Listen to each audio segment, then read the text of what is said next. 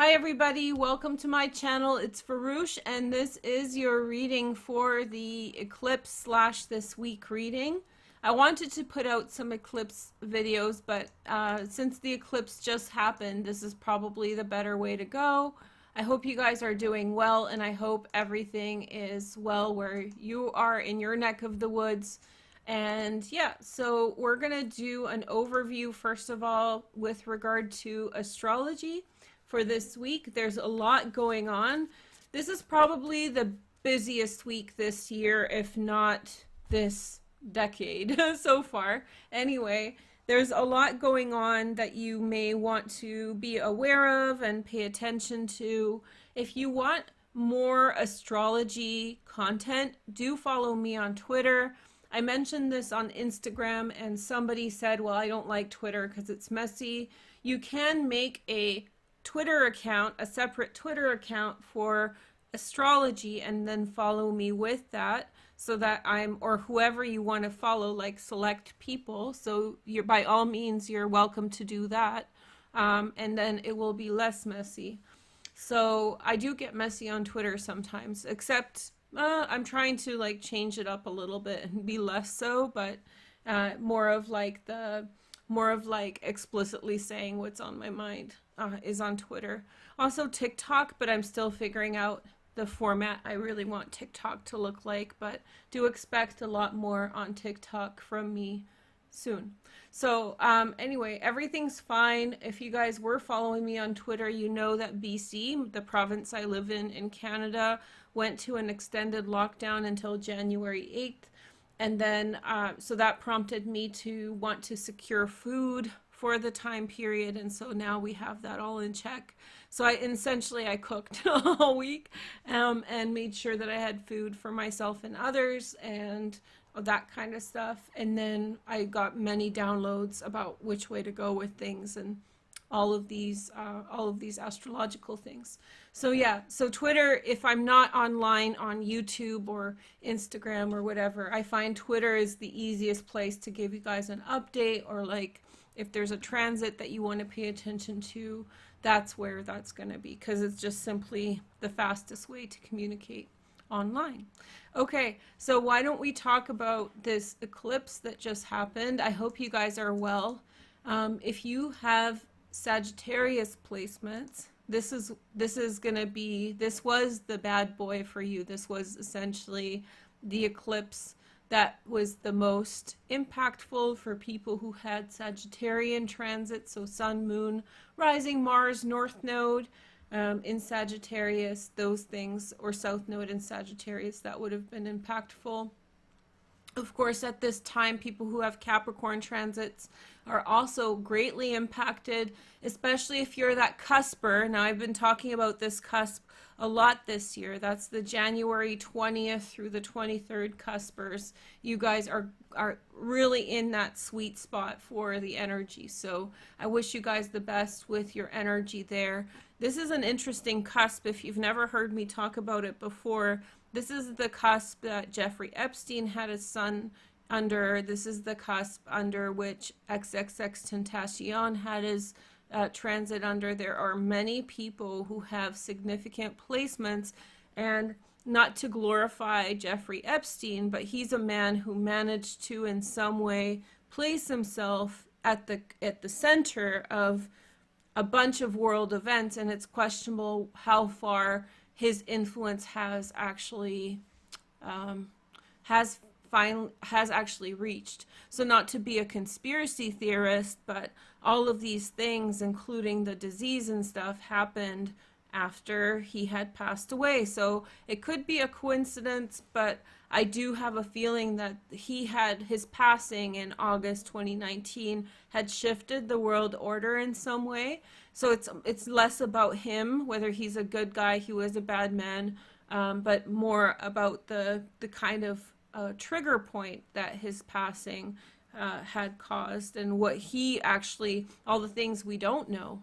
And how about this, speaking of like, because there's some accusations that he had something to do with Israeli intelligence, right? Again, not to be a conspiracy theorist, but I've heard that out there. But apparently space, not Space Force, but Galactic Federation. So hey girl, hey, this has come out that there is extraterrestrial life and we're not ready for it apparently. I bet these viruses and things have something to do with it, but I don't know. We'll see that in the future, right? And I think that we'll see a lot more of that when Saturn enters into Aquarius, and we'll do videos about that to explain it more in detail. So Capricorn Aquarians, watch out. This energy is packing a mighty punch for you. Also, if you have Taurus placements, specifically at the beginning of Taurus, watch out at this time. While everybody is pushing ahead, I would actually recommend that you pull back a little bit. You do have a predisposition to sort of, I don't know, Taurus placements might have a predisposition to have tunnel vision with things, not seeing the full opportunities or the full breadth of a situation and only seeing what you're seeing. You know, when you just can't get around yourself and you're not seeing the full picture. Taurus placements might be susceptible to that. So if you have those placements and you're like, I have to do this right now in this way, be careful with that energy. Or if you're dealing with someone who has transits in that maybe first 5 degrees, first 10 degrees of Taurus, and suddenly they want to buy a Ferrari, you'll be like, wait a minute, Veroosh said to take it easy. Maybe it's not the best time to buy a Ferrari for you right now. So take it easy with this energy, and not just purchasing things, anything that has to do with like, just a lot of like gusto, you know, I don't know how to say it in any other way. Anything that has a lot to do with gusto. Which means that like suddenly somebody has to do something, whether it's, you know, call someone out or get something or achieve something. This is not a great energy because Lilith is here with Uranus. So this is, you know, genius is great. That's Uranus. Uranus is genius, the ability to see things in a unique way. But genius can be very problematic sometimes as well in not seeing the fallacy of what they're seeing, right? There's many inventions and ideas that just go flat. And so Lilith can make someone feel like they're having a genius moment of clarity, but in fact they're not seeing things accurately. So take it easy if you're getting that bug, like you're in some way seeing something that nobody else is and you have to go for it now. Take a deep breath and assess whether or not that's really true. Also, Scorpio placements, especially those of you who have Scorpio placements near Sag. Venus is in the last degree of Scorpio. That's blessings.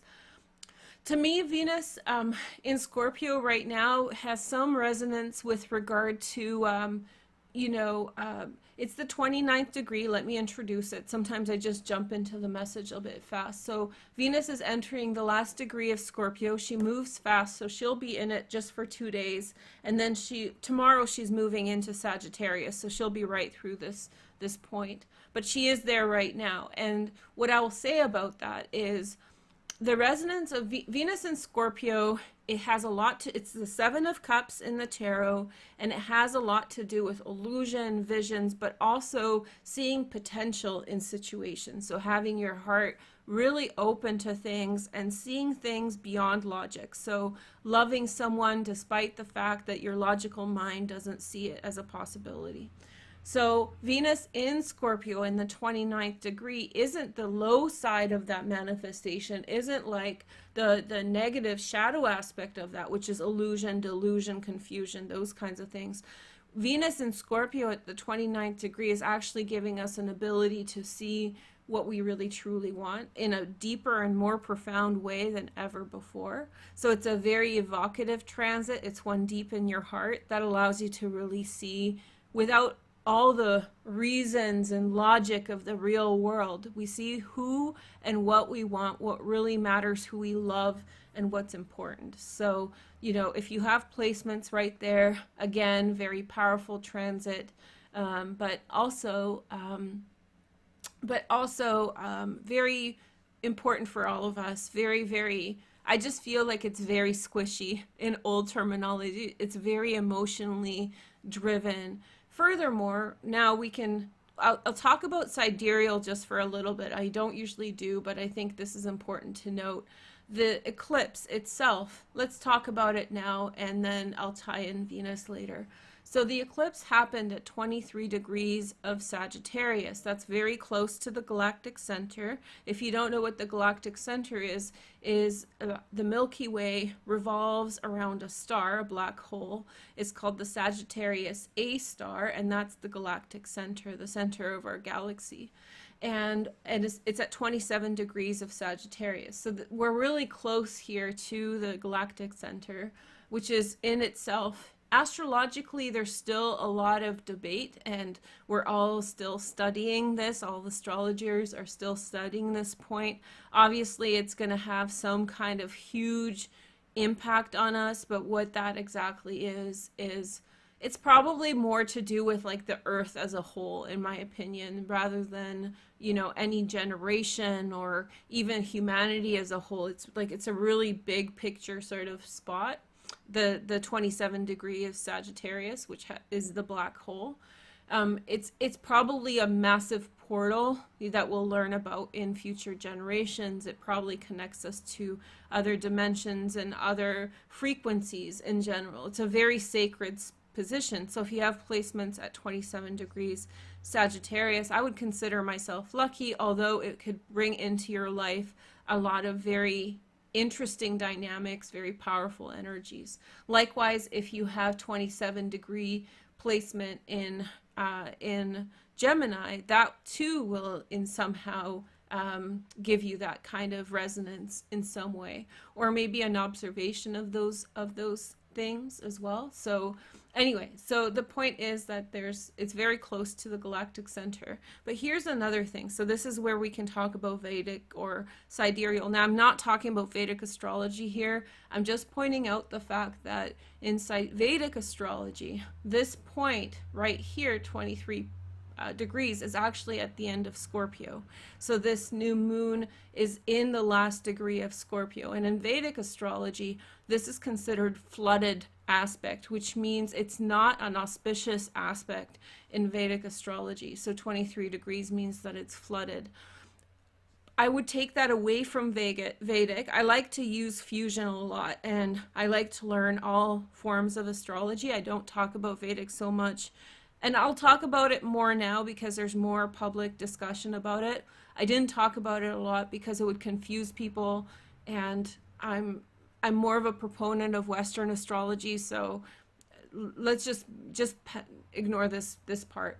But the point is, the point you do want to pay attention to is that Vedic astrologers acknowledge this point. Don't look at Venus, but the sun and the moon are actually in the last degree of Scorpio forming this eclipse.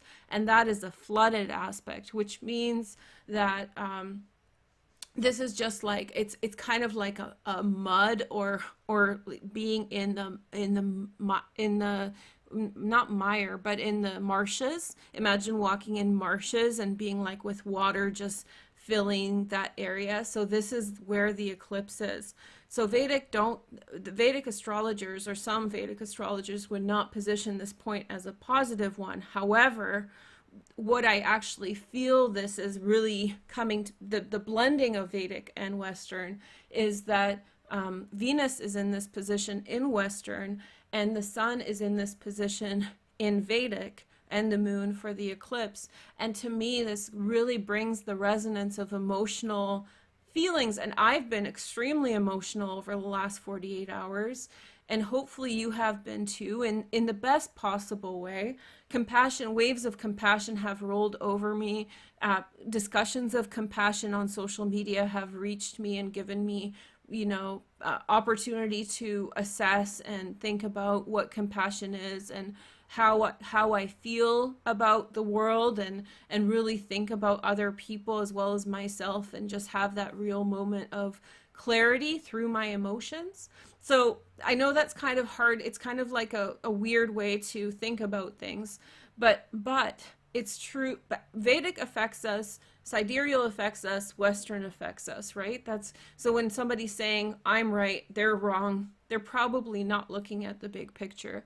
And so all of these pieces of information are valid and important in some way. I don't really like negative messaging, like, oh, you're stuck in these marshes and it's like not a good transit. So if you have a transit at 24 degrees Sag, I would not recommend that you think that you have bad luck, which would be something that some Vedic astrologers would say.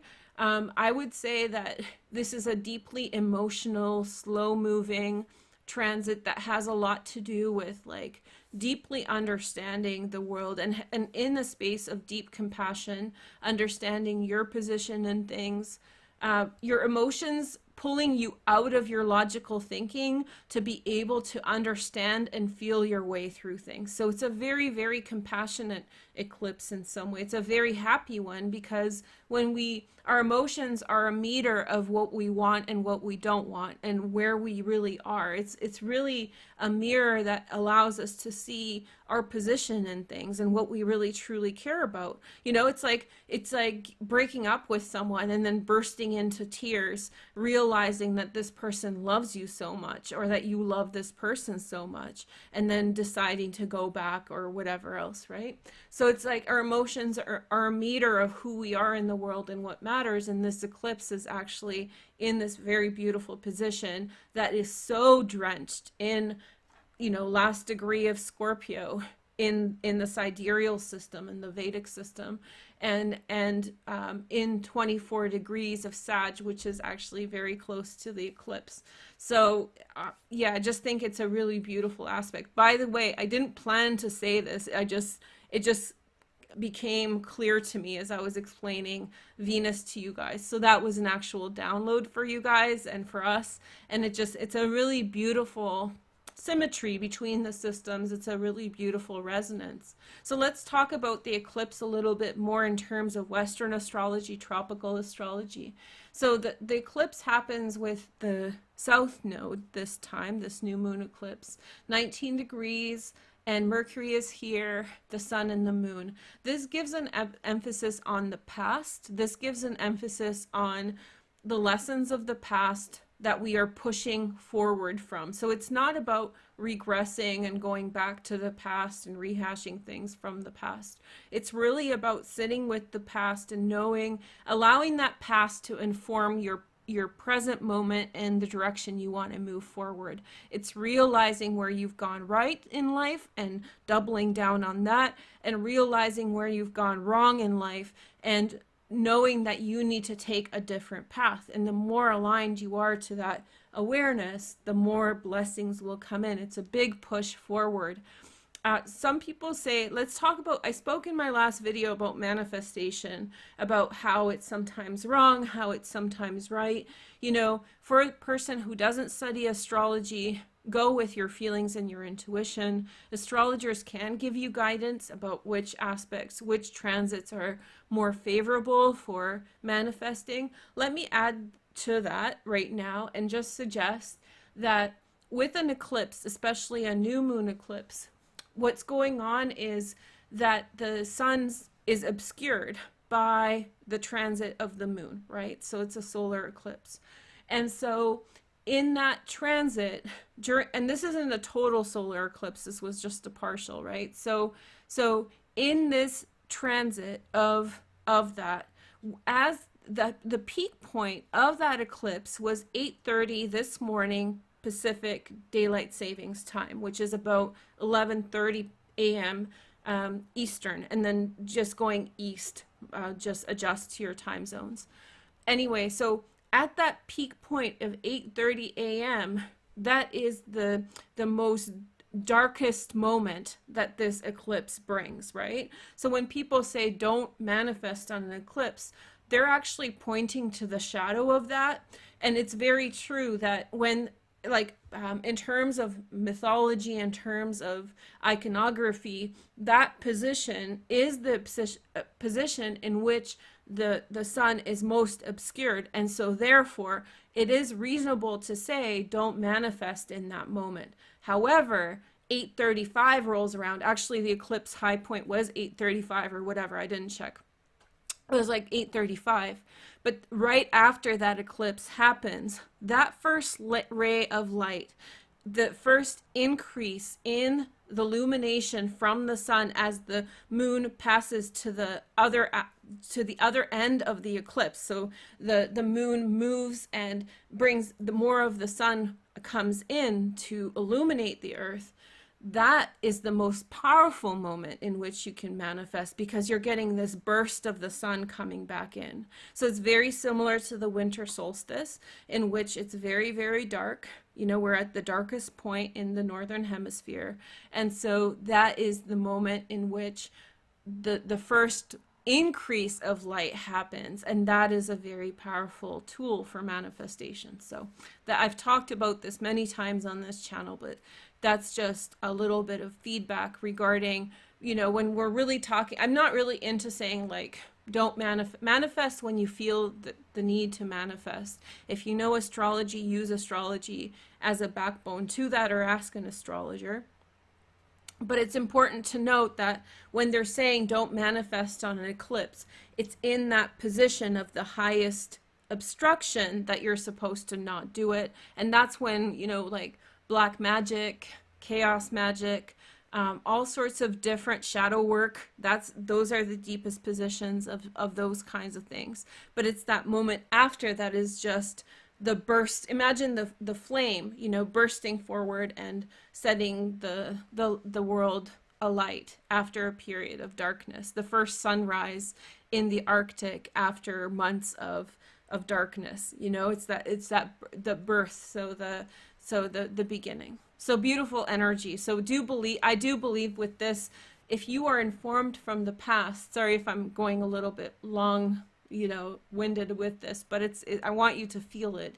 So with this South Node, it's really informed of the past, not only our life, but also past lives, informing our movement forward, bringing awareness into which way to go, how to take things forward. And this eclipse, just moments after the pinnacle point, which is like 8:45 a.m. Pacific, daylight time. I won't always want to say standard, but it's daylight. That's when the burst shows forward, and that's when the energy is at its maximum, in my opinion.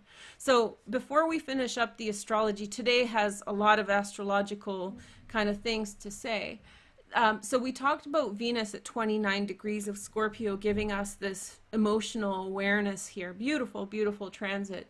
But also we have Saturn at 29 degrees of Capricorn and Jupiter at 29 degrees of Capricorn. I'll talk about that in detail separately, but just know that Saturn, in the 29th degree of Capricorn is giving you your blessings and reconciling the lessons you have learned from the last 2.5 years. Furthermore, it's already beginning to work in Aquarius, so it's already foreshadowing the energy of Aquarius.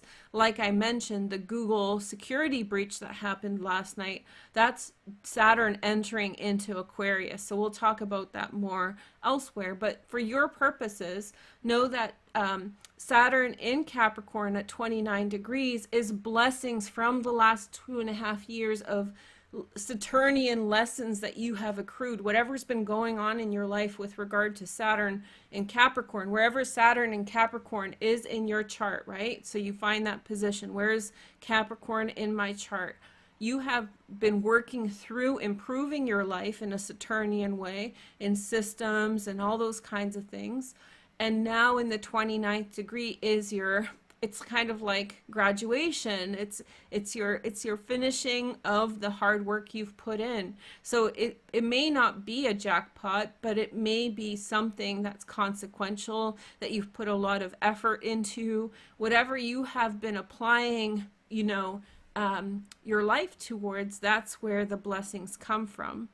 So whatever choices you've made in your life, Saturn in the 29th degree is very much connected with the karmic blessings and lessons, which by that I mean not karmic, like it is a spiritual karma, but it's also a karma to do with the accruing of life experience, the positive things you've done for yourself.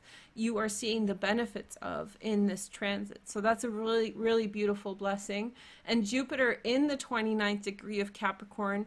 Now, a lot of people say, oh, Jupiter in Capricorn, not such a great transit, but still it brings in blessings in the last degree. And so also, as Jupiter is entering into Capricorn right now, it is in Capricorn now, I think, already.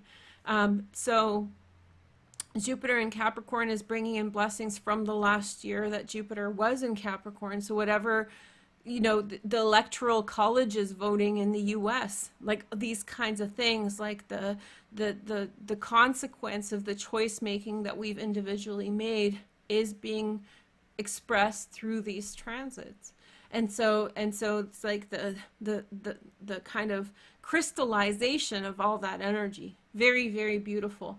And just last little comment, and I know those of you who are like not into astrology, this is a lot, but it's worth it. So these aspects are actually forming a sextile to Venus. Look at this blue line right here, that's a sextile.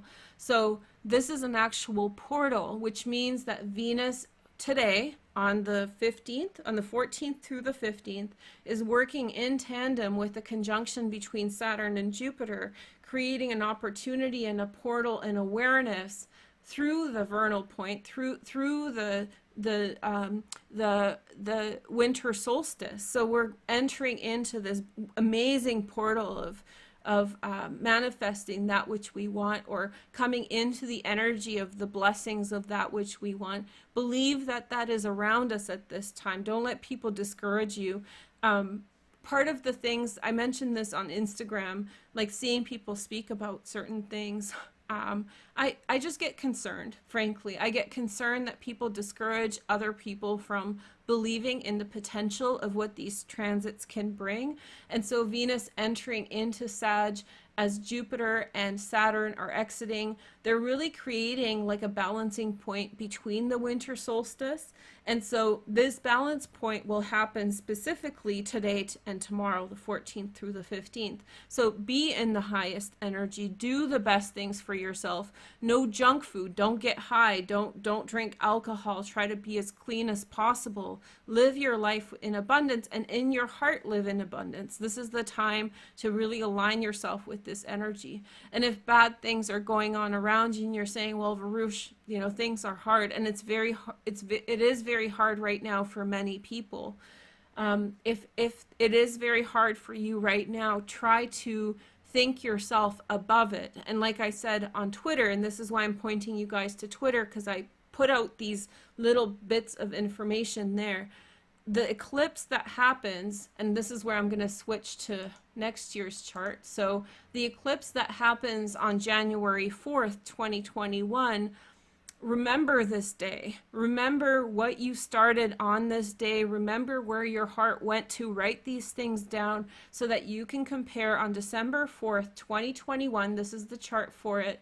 When the South Node is about to transition into Scorpio and the North Node is about to transition into Taurus, this is your time to change your life. This is your time to fundamentally change your life. And there's several points this week in which you can do it, but we're in this energy right now. Monday and Tuesday, don't miss a beat. Right now is the time for you to identify the things that are most important.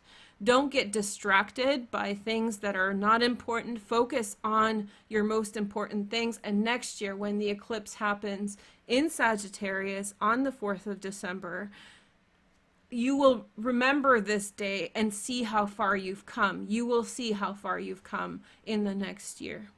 For every single tragedy that we live through, there's an opportunity to bounce back and grow better than you have before and further than you've ever grown before. But the onus is on you to take that up. The onus is on you to take care of yourself, embrace the energy, and don't let people distract you, discourage you.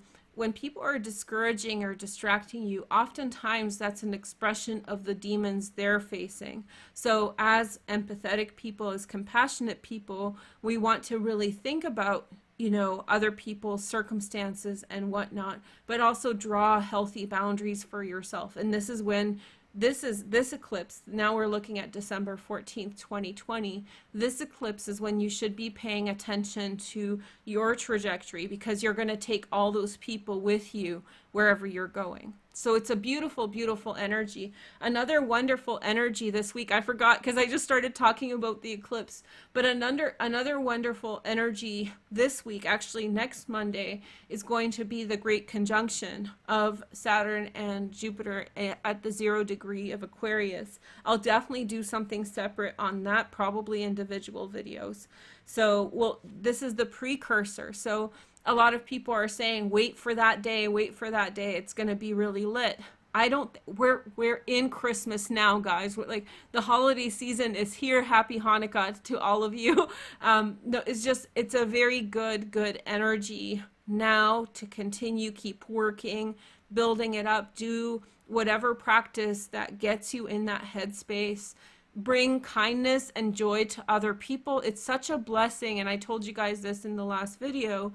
In Japan, when you go to somebody's birthday, they give you presents as thanks for, participating with them on their birthday. And so take that, and I love that idea. I love the concept of that. And, bring joy and happiness and compassion to other people's lives. And that is just whatever is meaningful to you. It's hard to say to a group of people what to do, but whatever is most meaningful and heartfelt and good for you to do that for others this week. You will not regret it.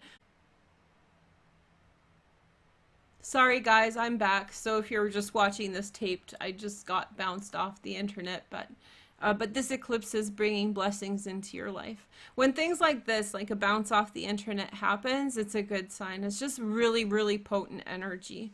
So yeah, just make yourself as happy as you can at this time and embrace the energy. So let's talk about, just lastly, the transits this week. Venus is going to enter into Sagittarius tomorrow. And Mercury is forming a really nice trine to Mars. So is the sun. So our ability to act is impacted and improved. So we have a lot of energy to bring light to the world and bring light to our lives, and just more confidence to assert ourselves in positive ways. Okay.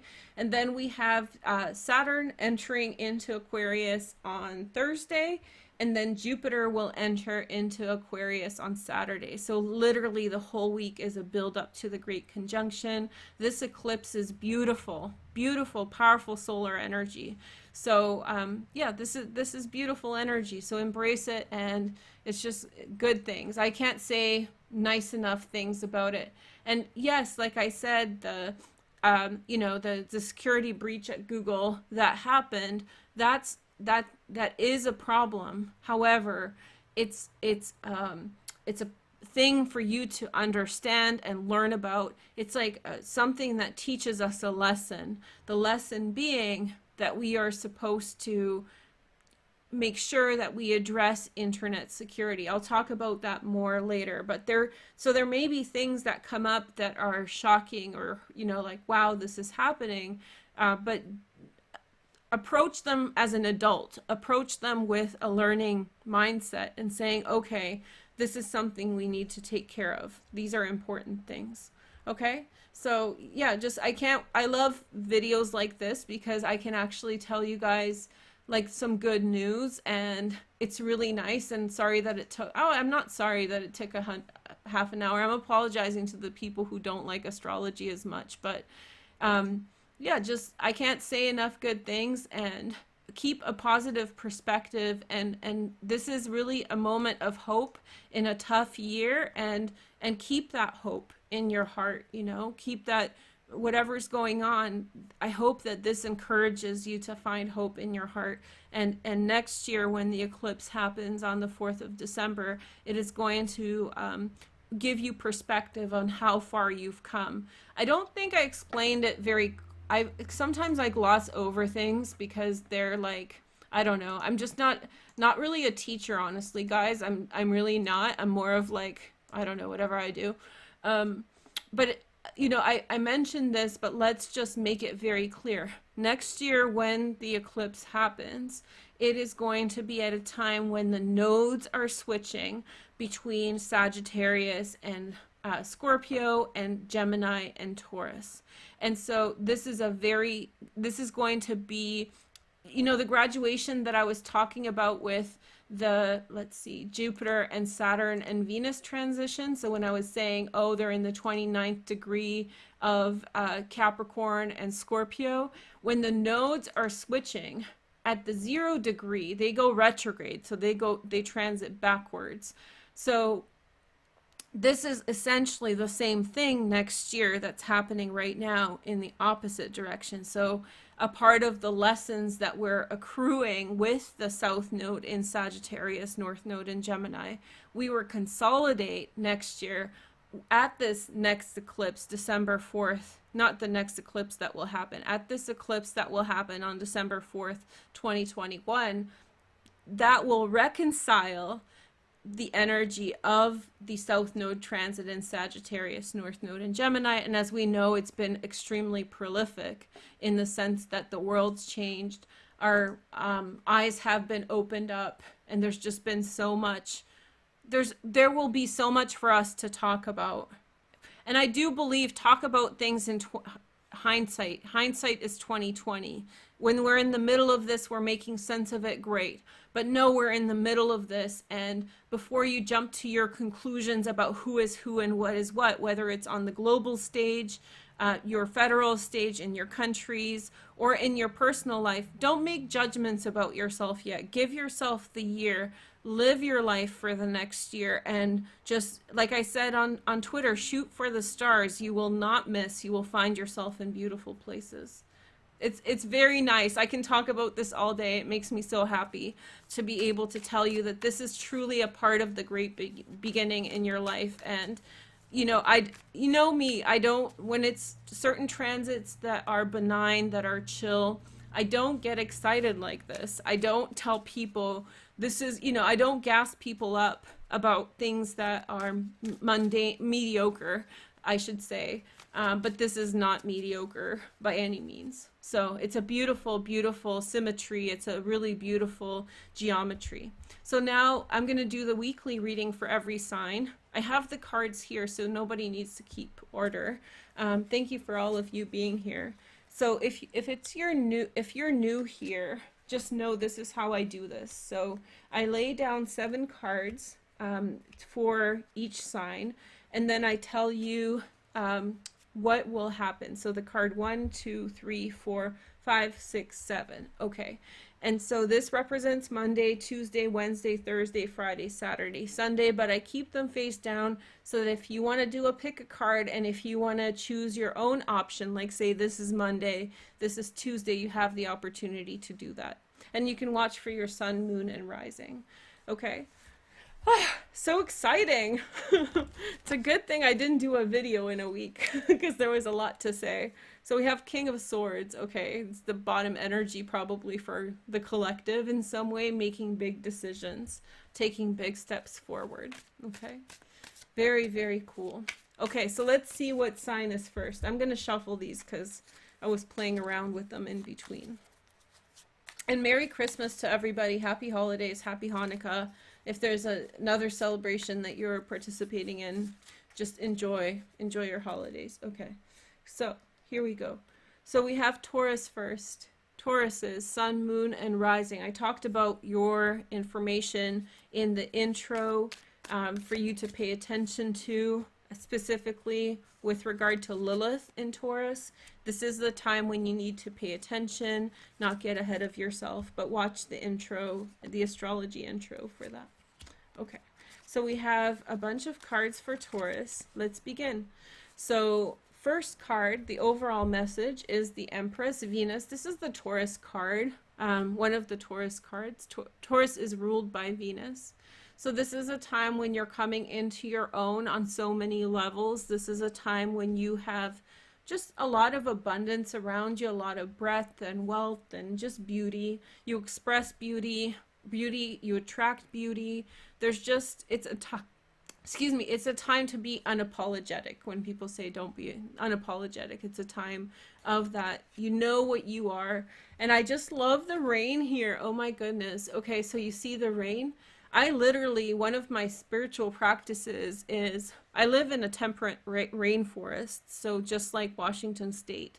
And when it rains, I actually go and allow the rain to like symbolically wash over me and give me blessings. And so, yeah, it's just a beautiful energy, the rain, the nature, and all of that stuff. Before I get into this, thank you so much for the super buck.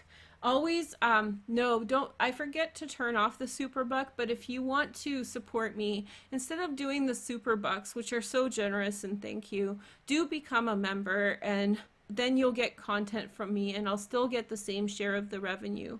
So instead of, you know, I appreciate it. Shannon's my friend, so thank you so much, Shannon, for that.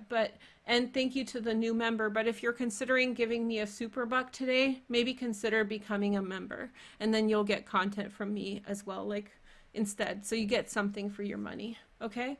But it's not unappreciated. And I think Shannon is a member anyway, so. Okay, so sorry, Tauruses, here we go. I'm being a Taurus. Okay, so we have the Chariot card, Cancer. Very compassionate towards people around you at this time. If there's been a conflict around you, Taurus, and by the way, if you get a super buck or become a member right now, I'm not paying attention to the chat, but thank you so much in advance, okay? So I'm just going to do the reading. I'm focusing on that. Okay, so Tauruses.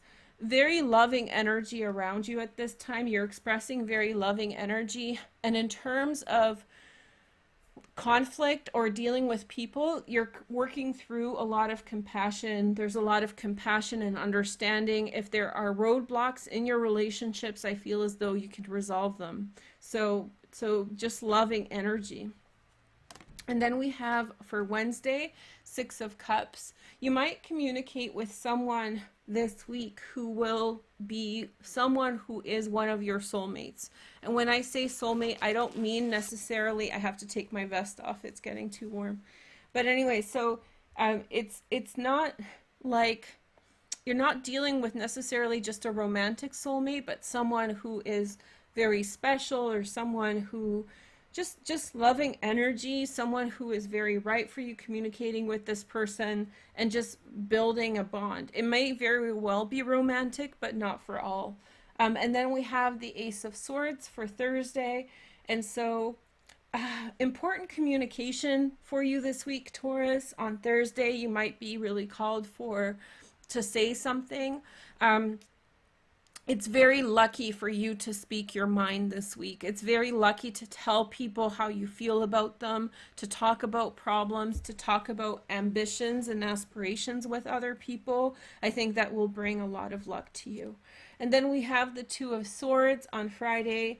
Some of you might be deliberating between love with a couple different people. You might have a couple different options that you're considering at this time. Take your time. You will figure out who the right one is. Again, if you are in that situation where there's a couple different people that you're interested in, communicating with them, having a heart-to-heart with them, understanding what they're about is bringing you blessings. This is your time to be decisive, make decisions about your life. And then we have the Three of Swords. So this is what's informing from the past. This is your energy for Saturday. You may in some way think a lot about from the past and be cautious in your current relationships because the past hurt you. So it's up to you to heal your broken heart. You have wonderful people around you. You have wonderful situations. And so it's time to maybe address how the past hurt you and forgive yourself, I don't tell people to forgive others because I don't really believe in that. I believe it's up to every victim to decide what they need to do for themselves. But just forgive whatever you need to do to get right about the past circumstances. Do that because the environment around you is conducive to love, to compassion, and to positive energy. And then we have the High Priestess. You're going to come in, this is Sunday, so you're going to come into some kind of self-awareness. Everything's going to make sense by the end of the week.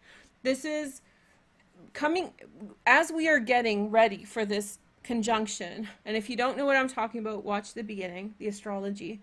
As we're getting ready for the big conjunction, I think that your energy is really about connecting with people who you love and who love you, and making decisions about your life through the influence of the synastry, the interaction between you and those people. Okay? And things that are unclear in your life, as in what are their intentions, what's really going on, will become clear in time. So trust that you are going in the right direction. Your primary goals this week, Taurus, should be very much to open your heart to other people. Very much to build those bonds with people who you love and people who you care about. And if you're alone and you don't have that kind of situation around you, it's imperative that you honor yourself as a god or goddess and make that decision to seek that out in your life. So make that pact with yourself. I am deserving of loving relationships, and that's where I'm going to go. So whatever your situation is, your primary goal should be interconnection with other people and making decisive steps in order to get there. Okay, that's your energy this week. Okay, that's Taurus. Now let's take a look at the next sign. We have Leo. Hey Leo. So I am going to do your North Node video. It's probably going to get shuffled now into another spot, but I'm looking forward to it. And the astrology is ready, as in I have prepared the astrology. Okay, Leo, Sun, Moon, and Rising. Let's take a look at your cards for this week. This astrology was one of the biggest astrology readings I've done in a while. So watch the beginning if you're interested in that. Okay, so Leo, Sun, Moon, and Rising. Okay, so we have the Ace of Swords. So the main thing that I would be watching out for this week is communication. An important piece of communication or information is entering into your life, and you're supposed to watch out for that.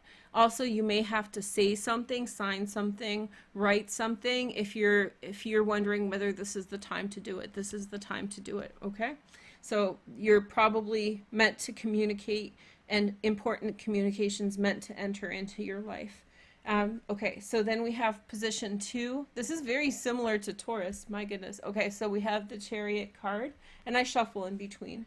So again, very loving communication, understanding, reconciling disagreement with other people through compassion and understanding of each other's circumstances. So hearing the other person out, and or maybe being heard out in your situation, and rising out of disagreement to collaborative energy, to understanding and love. Here is the next message. We have the Two of Swords. Okay, so again, communication, very likely an end of disagreement with someone, Leo. This could be, you know, if you're in a conflict, or if you're in some form of disagreement with somebody, you will, through they say like nonviolent communication or like loving communication, find a common ground with someone, and through that rise up to reconcile that, and understand where the other person is coming from. So I really see for you the opportunity to fix a problem or a disagreement. So that's a blessing, people making up. Then we have the High Priestess, very similar cards to Taurus. So we have the High Priestess on Thursday. Your blessing this week is going to be some form of enlightenment. So you're the hidden gem, the hidden needle in the haystack, the thing that the diamond in the haystack, is a point of awareness. It might come through a dream, or it might come through a vision, or maybe someone who is a spiritual person will relay that to you this week. So there is some kind of powerful insight that is going to change your life for the better and give you understanding. Then we have the Three of Swords. I literally picked the same cards for you guys. So we have on Friday, just a different order. I feel like some of you have to come to terms with a heartbreak that has happened in your lives. Some of you have to reconcile the fact that a heartbreak in your lives, has has in some of you have to come to terms with the fact you've gone through a heartbreak. Some of you have to forgive yourself for a heartbreak, or make sense of it. And it's very important this week that you take a decisive step away from the thing that hurt you so much, the sadness or disappointment, and get ready and let go of that thing, that situation. Saturday we have the Four of Swords, and so I think what I'm seeing for you, Leo, as we're heading into the great conjunction in Aquarius, which is actually very favorable, by the way, for your sign. So the Jupiter and Saturn in Aquarius is a beautiful aspect to your transits. And so you're gonna be receiving very favorable energy from these transits. And I feel like it's hard work. I feel like leading up into this conjunction, my nose gets so itchy whenever I do this reading, and I really feel like somebody's lurking or watching these readings, because whenever I read for you guys now, my nose just gets so itchy. So hello to my secret lurker, whoever it is that's watching. But somebody's sending me some powerful energy whenever I come online and do a live. This is happening.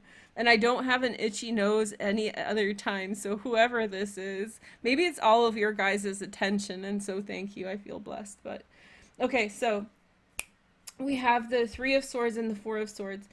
I think what this is saying is that in some way you are called upon to do the hard work of rising up over disappointment and heartbreak. And when you do that hard work, whatever that means in your life, you will achieve rest and peace from a situation, especially on a mental level. You will no longer be weighed down by the incongruencies, the paradoxes, the difficulty of the situation. Then we have the Eight of Pentacles, which is Sunday. And so with that, I feel like, see, Taurus's was very similar to you guys in terms of cards, so watch their reading, but it's a different message. Your message is very much about, it's time to like pick up the slack on some things, and some things that you may have been avoiding. Maybe it's time for you to face them head on and just get it done, get it out of the way, so that you can be free to work and express yourself in a altruistic, genuine way. So I think that that's what's coming. Just altruism, genuine energy, you know, just the freedom to be yourself, the freedom to do yourself again. And not being weighed down by external things that have held you back or frustrated you, left you wondering why, how someone did something, etc. So you're getting insight that's allowing you freedom. And so it's much less, it is about love, but it's a different form of love. It's kind of like, you know, self-care and doing what's right for you so that you can live the best kind of life you need to. Enough being distracted by the other. In philosophy we call it the other. Okay, so whatever is othering you, you emancipate yourself from that expression. Then we have Aquarius. Aquarians, hello my little aliens. So you guys came to town, eh? The Galactic Federation. You know, I wonder what the astrology is. So the person who had unveiled that there's a galactic federation, he's like a colonel in the Israeli army, like very legitimate source. I want to see his astrology chart. That's what I want to see. I want to see, like, this guy's an Aquarius, I bet. I wouldn't be surprised. Or a Pisces. But anyway, so welcome Galactic Federation. Let's call you guys the Galactic Federation. Welcome Galactic Federation. Thank you for coming in. Let's see how your week is gonna go. Okay, so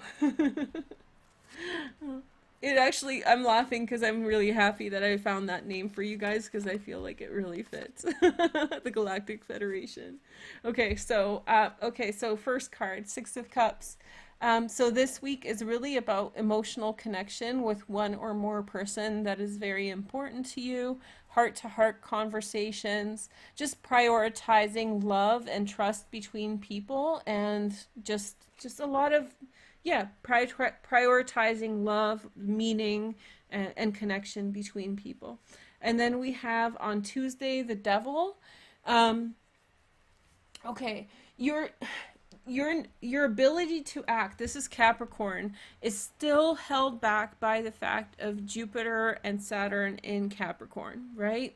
So until next week happens, you may be aware of what you want to do with your life or where you want to go with things, but you may feel frustration that it's not so easy to make it happen yet next week and following that for a very long time. So you might feel this week as though you're stifled, as though I wish I could do this, but there's just not enough things to make it happen or whatever.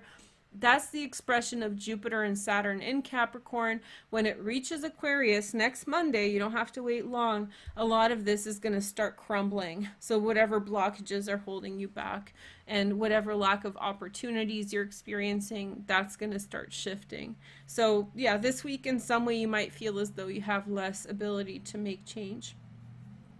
But that's not bad. Still use this new moon eclipse to your betterment. It's going to just really blossom next week for you. Then we have the 10 of Cups. Okay, so take this time to let people who you love know that you love them. It's very important. I think you're going to get whisked away next week. I think you're going to get whisked away like in a new direction, and you're going to get somewhat pummeled with new energy that you're going to have to pay attention to.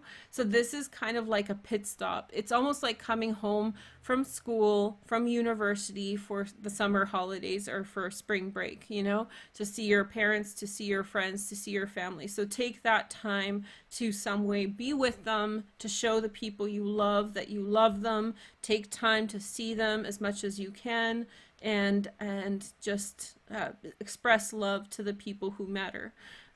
Because you are going to get very busy after this point. Then we have the moon. So there's something, this is Pisces, moon Pisces. There's something that is still hidden from you that is going to come into, you're going to become aware of. Something that is hidden is you're going to become aware of something that is hidden. And it's still hidden this week. So in other words, you have a surprise coming into your life that is going to be a blessing, but you're sensing that it's already there in some way. I don't know what part of your life this is, but it's there and you feel it, but it's still kept from you. You're still not seeing what it is. And it's going to come. You're going to become aware of it by about next week, starting next week. 3 of Cups, reunion with people. It's a good time to see your ex-boyfriend, ex-girlfriend, whatever, before you like say goodbye to the past sort of vibe. It's really a good time for you to just touch base with people who you love, who you may not see often, or just give people who matter a little bit of your heart time. Then we have the 4 of Cups. You're having a very emotional week, Saturday. You might receive some kind of invitation or offer. It's a good idea to consider it this week. I feel if you don't see the people, and I know that can be triggering. Many of us are in lockdown, so that does not mean you have to break any laws and go see people. Don't do that. But find meaningful ways to connect, whether it's the telephone or video conferencing, whatever. Just take some time to connect with people who you love. And I really feel as though if you avoid doing that, I think, and I'm not one to like taunt or shame, but I am worried that you are going to regret it. I am worried that you are going to regret if you do not express your love to the people that matter, because it might become very difficult for you to express that later on. You'll be busy simply. 2 of Cups, love. So your energy is like you'll find love in this it's so important. I say this is your reading. It's so important that you express love to people around you this week, Aquarius. It's so important that you find love and you find time to express love to people who matter, no matter what type of relationship you have with them. It's just important. It's like you need to go to that place where that is happening, you know, whether it's like, you know, it's like a famous band comes to town. It's like you have to go to that concert. The famous band that's coming is love and connection with people. You have to go to that concert, Aquarius. You just simply have to. Don't miss, like, don't hesitate. Spend that time. The things that are not clear will become clear to you soon. And so that will take you in a new direction. And so don't be worried about that. That's coming. And those are blessings. Those are good things. So this week is for you a time to spend time and find love and expression towards people who matter. Okay? So next sign is the Cancer. Hey, Cancer. Let's take a look. So you must be feeling pretty good right now with Jupiter and Saturn exiting your 7th house. What it is actually, the 29th degree for you is really whatever, like Cancer, you have one of the hardest transits with Pluto in your 7th house until 2023, 2024. And it's been, as long as I've had the channel, it's been there. So it's been a minute. It's been a while. And so, Jupiter and Saturn leaving Capricorn for you, you have been going through and will continue to go through for a couple more years cycles of power dynamics within your personal relationships with people, like the one-on-one relationships that are so entrenched in power inequality and working through power inequality issues.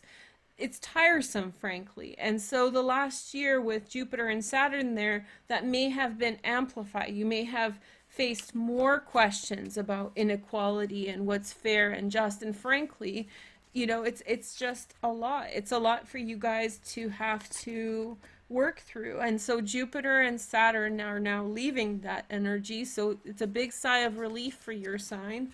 But also, as they are in the 29th degree, the positive outcomes of everything you've gone through should be coming towards you at this time, so seek them out. In other words, difficult relationships that made your hair stand on end or frustrate you may reconcile this week or may find some kind of positive resolution. And so, or at least you'll find peace with regard to them. Jupiter's good. Jupiter is good, but Saturn is really good. Saturn in the 29th degree is like, that's 2.5 years of hard work you've put into relationships, Cancer, that is going to yield for you some kind of wonderful outcome or some kind of growing opportunity, some transcendent point, let's say it that way. So you're overcoming some big stuff and moving past it, okay, quite quickly. Okay, so your overall message is the 8 of Swords. This is, you know what this is telling me? I think what it's saying is like, you're not supposed to instigate. How do you say this? I know you want to fix it, but I don't feel like your position is to fix it. The best approach to your current situation is to wait until such a time as the opportunity or the right resolution presents itself. So it's like you want to fix a problem, but counter to your feelings about it, of wanting to do something about it, the better course of action is to wait until things align a bit better so that you can take that next step in a positive direction. Okay, so now we have Mars, we have the Emperor, which is Aries. That's Mars. There we go. Something is happening around you, Cancer, that is extremely impactful. It's like life-defining moment. I know that you want to play a role in it, and you will. You're not a passive bystander by any means, but I think you have to allow some energy to form around you into what it's going to be at this time. That's what the 8 of Swords is about. And then we have the Prince of Torches, the Prince of Wands, Sagittarius. Somebody's going to come through with very fast information for you, suddenly like show up and give you some kind of information that's important for you to know. And then we have the Princess of Torches, which is Thursday. I feel as though you're still going to receive some information. If you are dealing with a relationship issue, you and your partner, they are going to send messages your way. So if you feel as though you're being kept from information at this time, you are about to receive some information that's going to help you understand the situation much better. And then Friday we have the Sun.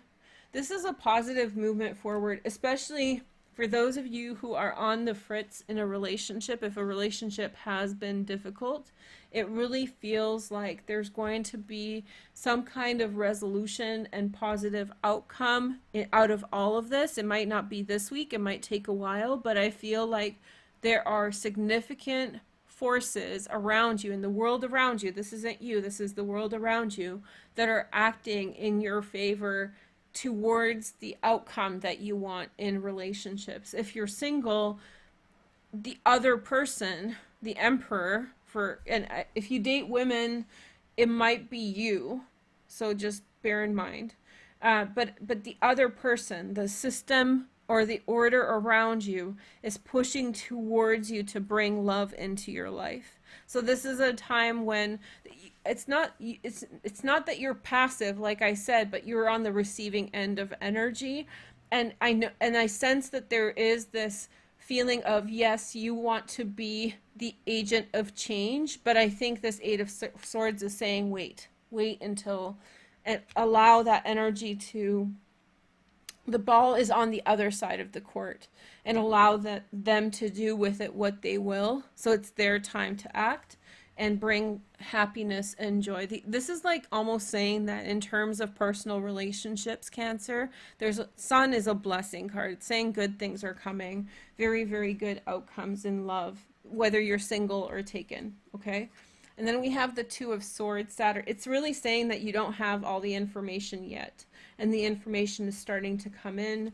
And then Sunday we have the Seven of Wands. Once you have the information, you will have more to work with, more to understand about which way to go with things. So it is what it is. Just let the outside kind of, it's, you know, it's almost like the Matrix, right? It's not the Matrix the movie, but like more like the Matrix being, well, I guess it's like the movie. I haven't seen the movie since it came out, but basically reality is forming around you at this time, Cancer. Here we're getting woo-woo. Reality is forming around you at this time, Cancer, and it's crystallizing into what it's going to be. So, and I really, really want to say is like, chill out, sit back, let it crystallize into what it's going to be. You're aligned well. This is what it's saying. You're aligned well. And then you will have an opportunity to interact with it or affect change in it or do whatever it is. So something wonderful is happening around you. It's going to crystallize around you into one sort of trajectory of reality. Allow that trajectory to manifest and crystallize, and then you will have an opportunity to act. Okay, good. Okay, so we have Scorpio next. I was like, oh, this was intense. It's like, this was intense, Cancer. How about Scorpio now? It's like, woof. Veroosh is tired. In other words, this is going to be intense energy. Okay, so Scorpio energy, Sun, Moon, and Rising. Let's see what's up for Scorpio. Hold on. Sorry, guys, I got bumped off I was like, get in the fields. So whatever's going on with this eclipse in the Vedic 29th degree of Scorpio, right? 29th in the sidereal system. So it's huge, it's potent. And my transits are actually Scorpion in the sidereal system as well. So I'm not like a Libra transit in anything else. So the point is that Scorpios at this time, it's very emotional, and it's almost hard to speak about because it is on such a emotional vibration, on such a emotional level, and that's hard to explain. And but it's that inner emotional knowing that Scorpios are really vibing with this week. And with this eclipse, it's actually deeply linked to your sign, especially those of you who are at the end of Scorpio in November. So I feel like, yeah, just there's a truth and a knowing that is emotional in nature, and that truth and knowing is solidifying or crystallizing into thought form, which means that we're interpreting a new truth is coming through from the depths of the subconscious, which is Scorpio. And so that's the 8th house. And so there is this is a message for everyone, frankly, but especially for Scorpios. You are feeling something new. You're so close to a deeper truth. And frankly, Scorpios get close to this deeper truth a lot, but you never quite reach it. It's like we can't fathom the complexity of the universe. Our human perspective is limited, it's bound. So are our feelings, but Scorpios are really at the edge of how far we can feel. And so, and the feeling is, how do you say, feeling tracks the extreme points of experience, Scorpio feelings. And so it's like in those feelings, and those feelings transform into thought form, crystallize into thought form. So in some way, the feelings you're having this week are pointing you in the way of truth, a truth that you want to pursue and you will pursue, but you will ultimately never find the ultimate truth. It's kind of like, you know, philosophical inquiry. You'll never find like the real truth. It's always pushing and changing and transforming and being proven wrong. It's just the nature of our universe or our experience as human beings. And so sorry if this is very metaphorical or like woo-woo, but like your feelings are sensing a great depth. And what I'm saying is embrace that, but don't drive yourself crazy trying to force yourself to get it, because it is your bound experience as a human being to not be able to conceive it, but still you're getting a little bit closer. Just because you can't have it all doesn't mean a little bit isn't positive. And so you're having that experience of understanding love and emotions on a more profound level, and you're feeling it. And the other aspect of what I was saying was you're feeling it, and then also you're transforming it into thought form, which means that first it's not going to you're not going to make sense of what you're feeling. And there is also, it's very natural to want to define it with what you know, but it's actually the process of feeling and then understanding the feeling and then transforming it into a new idea. Does that make sense? So you're having a feeling, it's far away from what you know. There's a desire to want to claim this whole new reality, but it's not within your scope as a human being to be able to do so. You bring that feeling in a bit closer, and then you want to define it with what you already know, but it's something you don't know, so you have to wait to understand it. So it's that you have to be really grounded in your feelings this week, Scorpio, and be very aware and exist in the constant flux of what the truth of your feelings is, and be okay with that without wanting to claim territory nor without trying to define it, and just appreciate it for what it is. A new feeling is coming. Okay. And then, sorry about that's Queen of Cups. There we go, of course. Water and water. So that's you. I think I just explained the Queen of Cups. So I don't know if I explained that well. Ask me in the comments if that doesn't make sense to you. But essentially, it's knowing, it's feeling without knowing, and releasing attachment from wanting to own the whole feeling of the whole thing of what that feeling is alluding to. okay? But you own that feeling. That feeling is yours. So whatever your experience is valid. It's just there's a temptation of want the whole thing, but you're only getting a part, okay? Ugh. Okay, so then we have the sun. And then Tuesday, I feel like great happiness and joy. And this is where you'll find happiness, Scorpio, in this transit and in this week. Is just be centered in what you have and what you've been given without trying to over intellectualize, claim it, understand it, define it. Just what you're getting is beautiful and worthwhile, just as it is. And then we have the Eight of Swords. And so this is for Tuesday.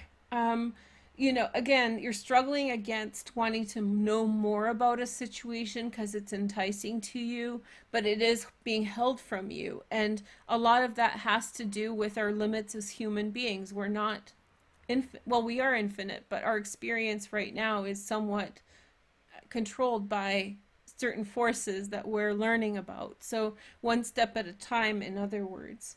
This feels like a deep emotional moment. I feel like you have the opportunity to deeply love and fall in love at this time. And then we have the Devil, which is for Thursday.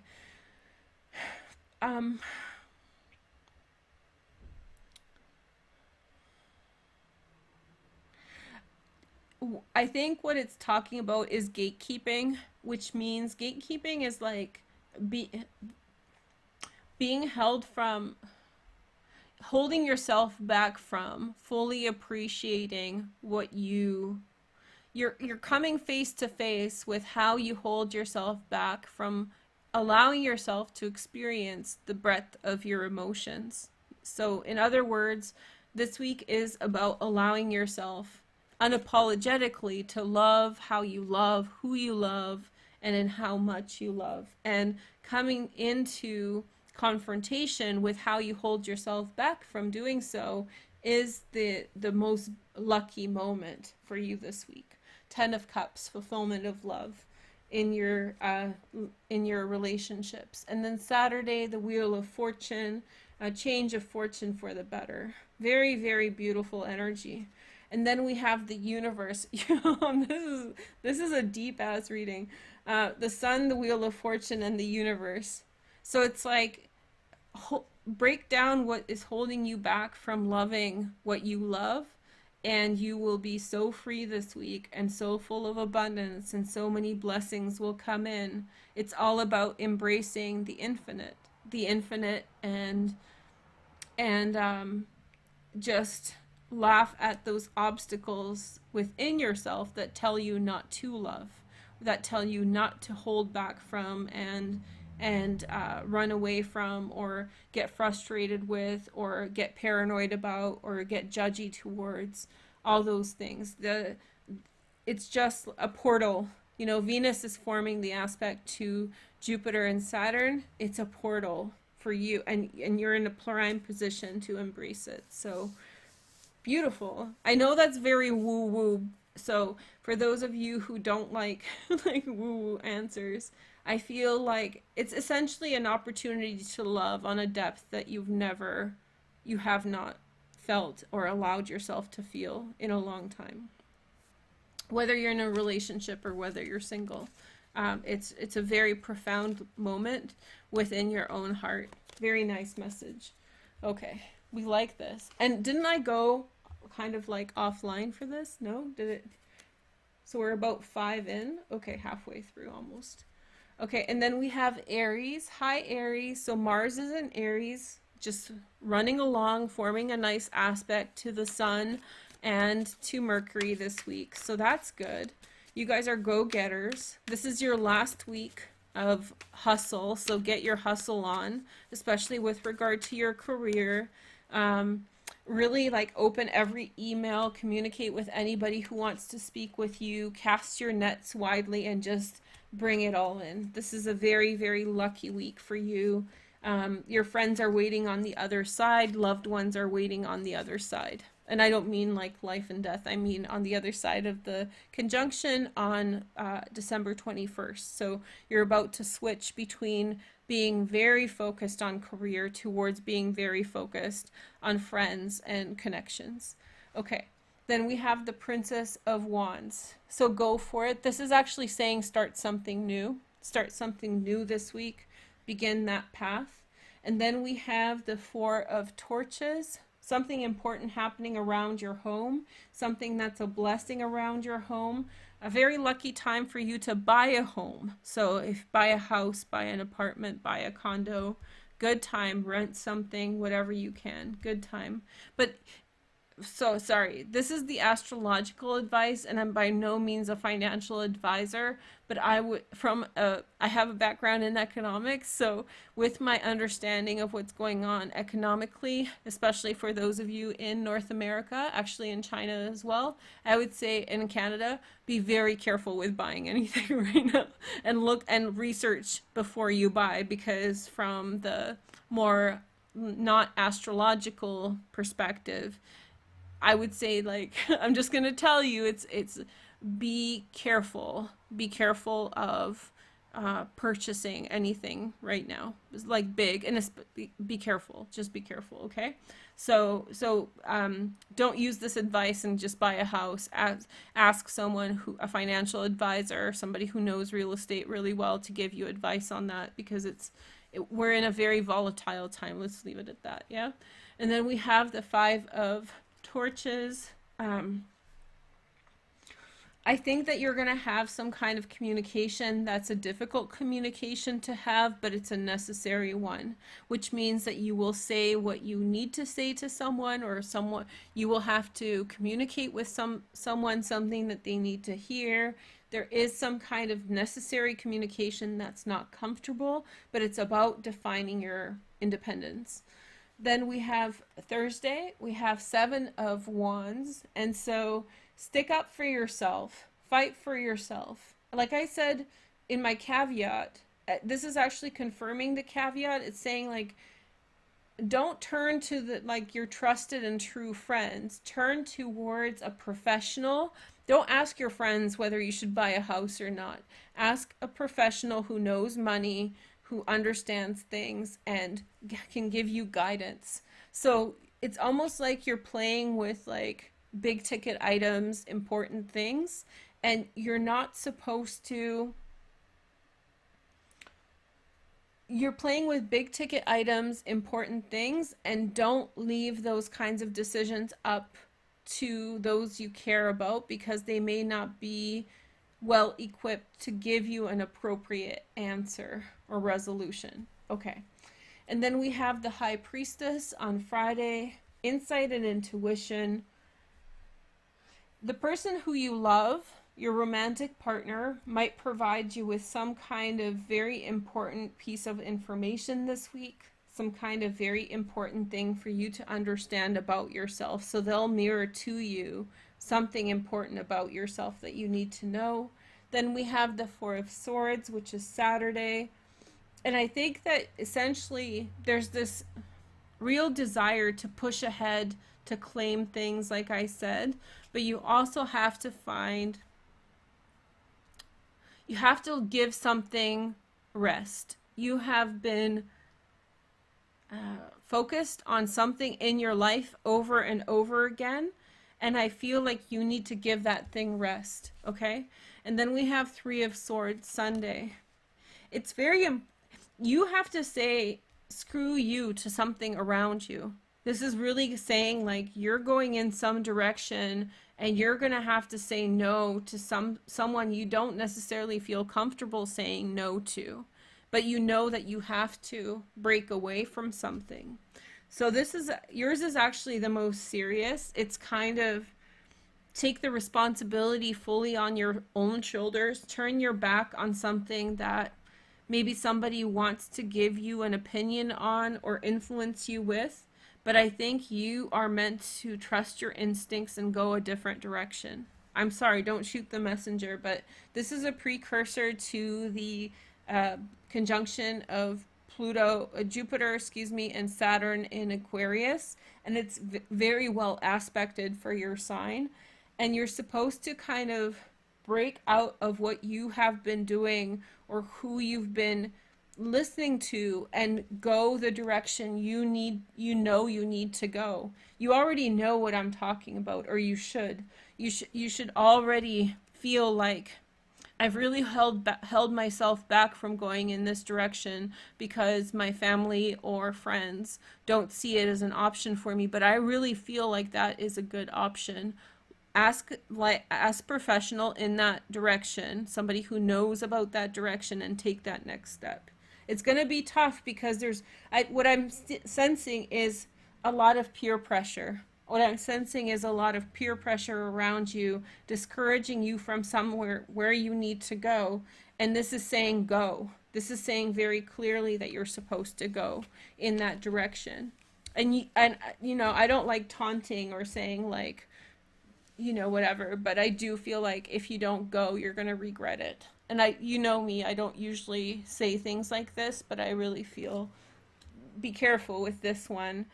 If there's something that you're holding back from doing and a lot of people around you are naysaying you, ask a professional in that direction. And I think you're supposed to go, and go this week. Go do it, okay? The eclipse was very well aspected for you, Aries. And the transition to the Aquarian energy for Jupiter and Saturn is also well aspected. So get your energy in now. Go do whatever it is that you're called to do. Virgo. Hi, Virgo. Let's take a look at your message for the next week. These readings are intense, FYI, so watch for your sun, moon, and rising, and watch the astrology at the beginning of the reading. Okay. Virgos is kind of, so all the Virgos, when I started reading, Virgo was like the sign to watch because Jupiter was entering Virgo in a couple years. There was just a lot of transits in Virgo. Now Virgo is the low-key sign. So Leo, Virgo, Libra, we're all on that side of things. That's pretty low. The energy is not like hammering us as much. So we've really transitioned away from like that hyper activity towards a much chiller state, which is good. But that we'll leave it at that. There's still definitely lots of things happening for us, Virgos and Libras, Scorpios, but it's a different vibe. The outer planets are not here. Okay, so we have the Queen of Swords, Gemini, Aquarius, or Libra.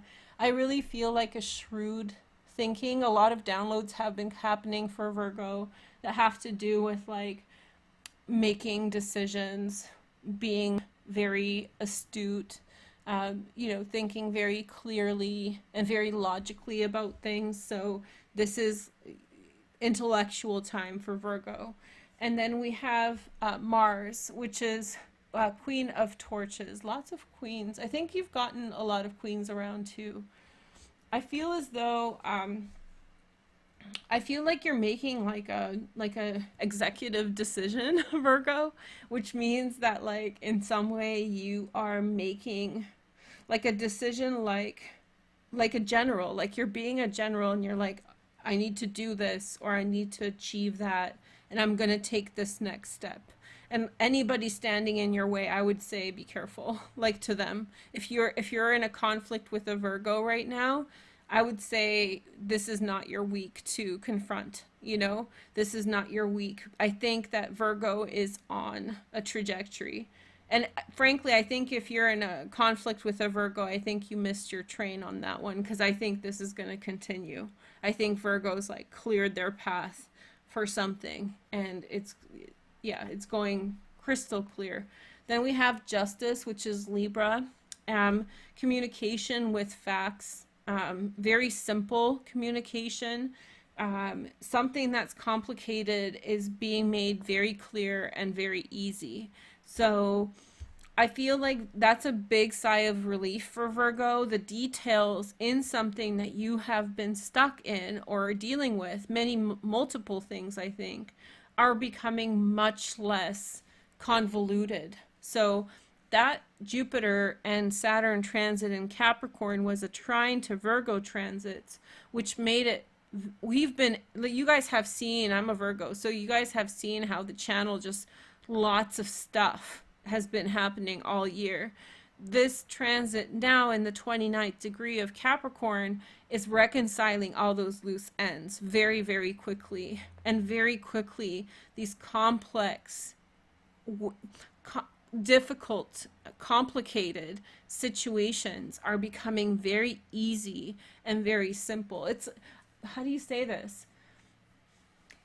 Like when you take this isn't a good example, but this is the one that's coming to mind. So it's like taking a difficult course in school, like a very specific one with lots of information about a specific subject, and then doing a survey course for that subject.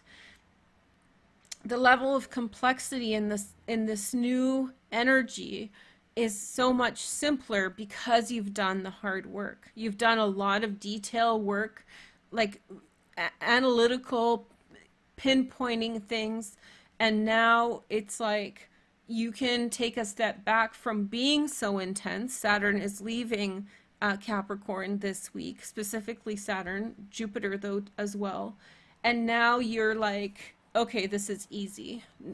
That complicated thing is now swept out of the way. The complexity of whatever it is, it's you know, it's like a very difficult problem has become a very simple problem. It's kind of like in math when you find like a new way of doing a formula or a problem that sort of doesn't create a shortcut, but one that sort of simplifies things. So a problem that would take many pages to figure out can only take a few lines with a new concept or a different aspect to it.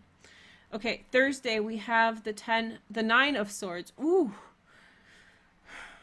I just feel like this is a very lucky thing, first of all, so don't be worried in this position. I just feel like I feel as though you're dealing with things that you were very weighed down by before Virgo.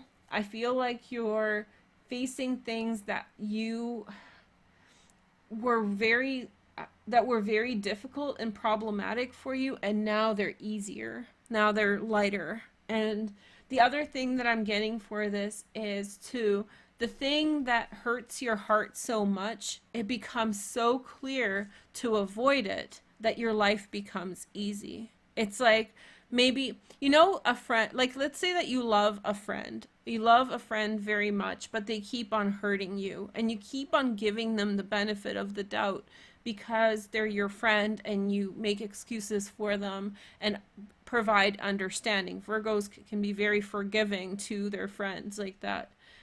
Sometimes when the transcending behavior becomes so explicit, that pain that you're feeling becomes the defining point to help you understand what you need to do, and then the complexity of the interaction that's weighing you down so much becomes easy, right? So it's like it's not necessarily that you're going to get hurt so much, but it's going to become so unavoidable that whatever you're making excuses for that's not working is not working, that it will allow you to live a very clear life in the direction that doesn't hurt you.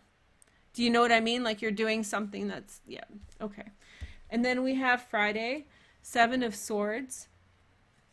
I think you're avoiding a relationship, some of you. I think for some of you, this is very much like, this relationship hurts, I'm not going to be there for it. This can also be the decision to walk away from something that's hurtful to you. And it's not the feeling of heartbreak, it's the feeling of freedom. It's the freedom of no longer feeling guilty about leaving something behind, no longer feeling guilty about, you know, just the sympathy and the compassion. It's like, you know, you'll be very much freed from guilt and worry about a situation that you were a part of, because it's one of the main things. You can't help people who are hurting you, for example. I always say this example. And so comes from my years as a social worker. You can't really help people who are hurting you.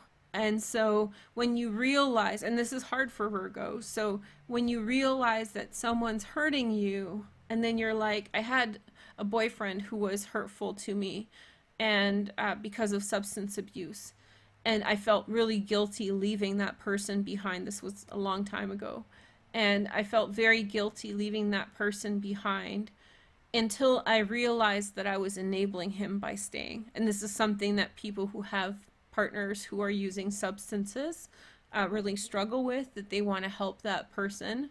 But the resolution to those feelings is to realize that by staying, you're actually making their problem worse. So it's like, it's that sort of releasing and letting go. You're not helping, you're enabling. For example, you're not being positive. There's nothing good. You realize this week that whatever you're doing is not positive there, and so therefore you have freedom to go from guilt. And Virgos live with a lot of guilt because we want to be good to other people. Princess of Cups. And so new feelings and new emotions to feel good about, new friendships. Like, you can stop paying attention to, and stop being such a good friend to that thing that's not being a good friend to you. And you can now sigh of relief and feel excited about a new relationship. And then Two of Swords. It's going to take time. You're still going to have to figure things out mentally a little bit, Virgo. You're still going to have to, like, figure out your path. But you're free. You're free from some, and this could be also negative stigma, such as like a bad rumor or bad things being said about you. You get to walk away from that, and you're free from the hate of whatever that situation has brought. It may not be a friendship. It may be something really negative you free yourself from, and you finally can have your new beginning. So you'll still have some doubts about it because you're super analytical, but you're free, and unapologetically so. It's very clear. And you know, as a Virgo, I go through periods, I know this very well. I go through these periods of getting stuck in situations for a long time. And there's a desire, my Aquarian moon's like, okay, Veroosh, go. Get out of there. This is shit. But my Virgo stays oftentimes because of these kinds of, until I have to sometimes know very clearly what I'm dealing with before I can move on emotionally from something, because I don't want to be that person.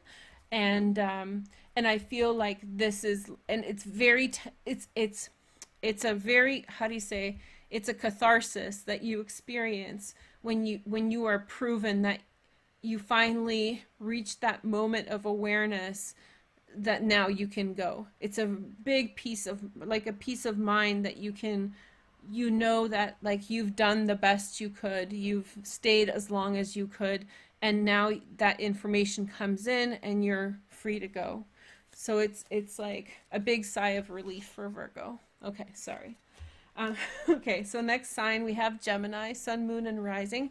Gemini, it's party time. Hey! So we have Saturn and Jupiter entering into Aquarius. So now, like, the bounce back. So you guys are getting, like, the bounce back. You have gone through, you know, just a lot of very intense change. This week is blessings for the change that has happened in your life. Particularly in your 8th house of family relationships. The Three of Cups is saying that, especially, I know some of you guys have lost family members through this time. Maybe not in a physical sense, but on an emotional sense. And you thought, oh, shoot, I've lost these people in my life. This is saying that those relationships are coming back to you. But I also have the universe, the Wheel of Fortune, and the Eight of Swords. So the world is conspiring to you to bring whatever you have through the transit of Saturn and Jupiter in Capricorn in your 8th house.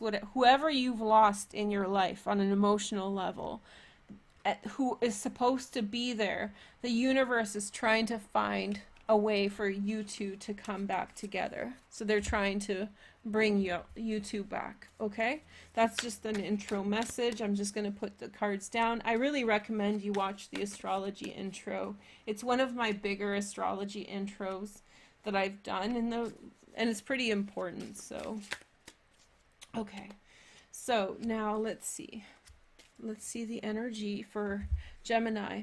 So Four of Cups. A small offer turns to something big. So something that feels really quite innocuous or small turns into something much bigger and much more positive. So, good things come in small packages, they say.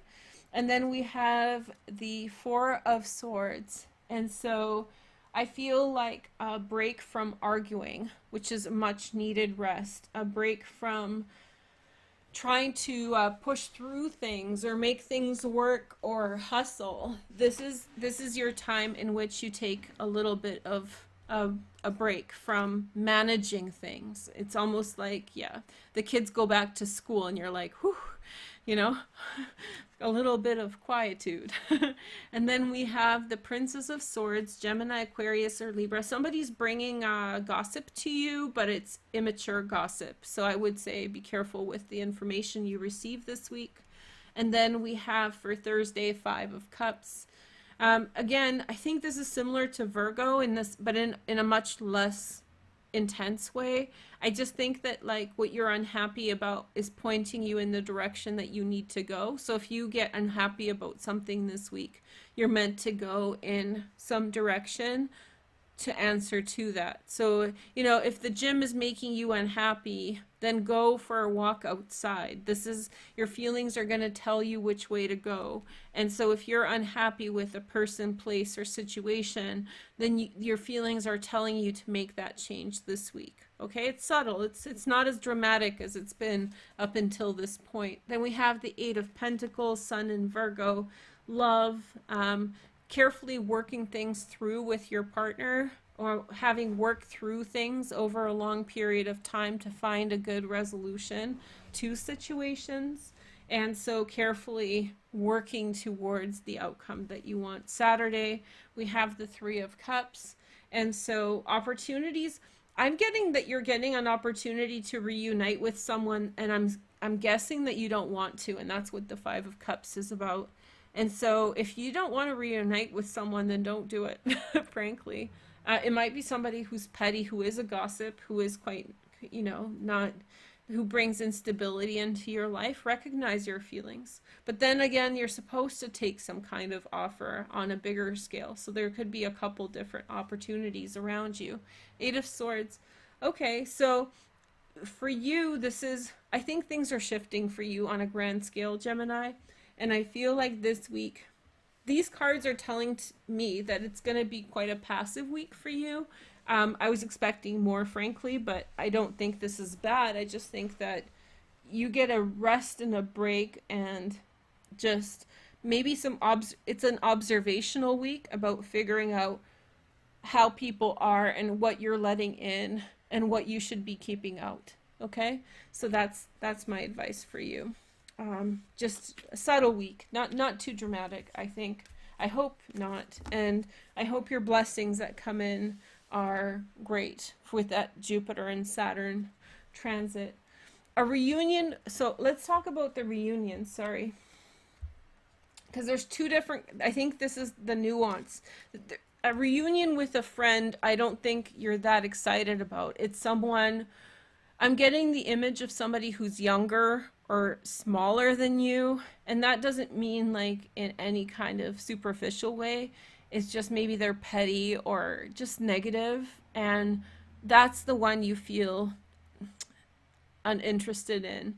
But then there's a bigger picture of a reunion that is meaningful, that you're waiting for. I don't think it's coming this week, but I think that if you have lost the affection and balance and harmony with someone who you love in your family through the last 2.5 years, like a fundamental issue over money or estate issues or stuff like that, I feel like if you're worried about that, I do think that it's coming in, and I think it's good. And so there's two different reunions we're talking about with Gemini this week. Okay, so then we have Libra, Sun, Moon, and Rising. Hey Libras, let's take a look at your cards. Libra, Sun, Moon, and Rising. All right. Libra, Libra, Libra, Libra. Libra's excited because this transit into Aquarius that I talked about in the intro is going to get you out of this stupid square you've been under. And you still will get a bit of the square with Pluto, but not as much as it's been.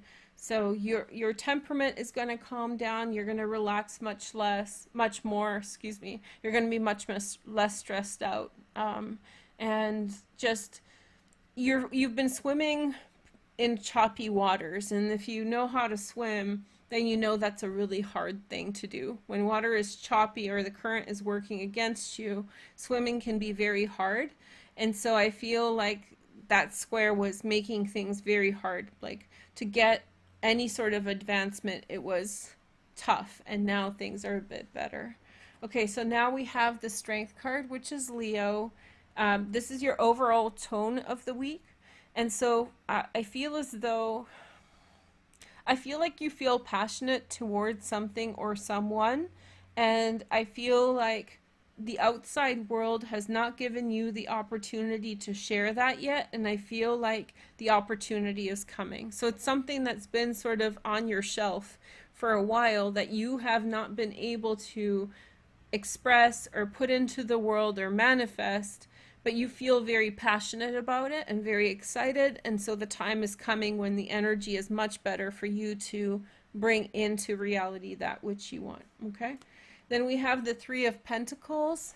Okay, so a lot of hard work. I'm getting a lot of hard work, attention to detail, work's going really well, and I think you find happiness there.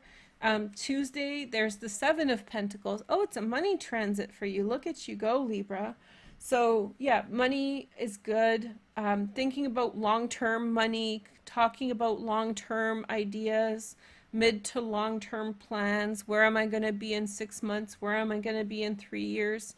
Those kinds of things. Thursday, we have the Princess of Cups, a new relationship, a connection with someone new that lights your heart on, not fire. Maybe it's not necessarily romance. I'm getting more of a friendship, like something's coming in that's bringing you a lot of happiness. It's a very lucky connection. It'll lead to good things. So new friendship with someone new. And then we have Queen of Swords on Friday, Gemini, Aquarius, or Libra, secondary transits in water, Pisces, Cancer, Scorpio. So for Friday, I feel like you're that doesn't mean you're breaking up with anyone, but I do feel like you're breaking apart from others. You're really stepping away from others and going your own direction. I think that your environment has gotten stale in the past, and so now it's time to take a different route. And then Saturday we have the Devil, the Capricorn card. Saturn Day, which is the Devil's Day. So that's you're taking the responsibility on your own shoulders in the directions that you want to take. And I feel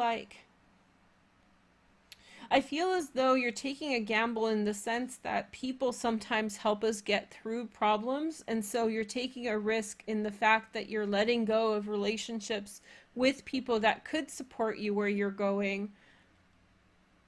But I feel like I think that you know already that the direction you're going, it's important that you do. It's important that you let go of the people that have been around, because you have a vision for yourself, of yourself. And so the influence of other people has been holding you back. Peer pressure, away from being who you want and doing what you want. And so you're like, nope, I'm just going to do it by myself now, whatever it is, maybe business. And then we have the Two of Torches. There's a new opportunity, I think, through this person that you meet this week. There's going to be some kind of new opportunity or a new transformation, a new direction. So yeah, I just feel like it's a seminal moment of you separating yourself from the environment that you've been in and choosing yourself to go your own direction this week, Libra, because the main thing is that you found something that you feel very passionate about. You found a fit that feels good. And so now you're going to explore that direction. And yeah, it's a little bit of a risk, but it's maybe worthwhile. It's up to you. I would never tell people whether or not to take a risk. That's their own decision, but you know, I feel like you are going to choose to take that risk on, that change in your life, change in direction. Okay. And then we have Capricorn. Hi, Capricorn. So you guys have finished a monumental year, huge year, change and transformation. Yeah, a big change. Okay. So, yeah, the last year has, well, we know how the last year's been for Capricorn. It's been nuts. And so now you are going in a new direction. Now you are totally going in a totally different direction. You are going, your life's going to change. Hopefully you've not missed the opportunity to embrace new energy and bring new things in. I hope you've enriched your life over the last year, and I hope that you've really maximized your interaction with this energy. Okay, so here is your rest. It's like, phew, I'm done. Okay, now I can chill out. Now I can rest. Now I can let go. And then we have the Princess of Swords, Gemini, Aquarius, or Libra.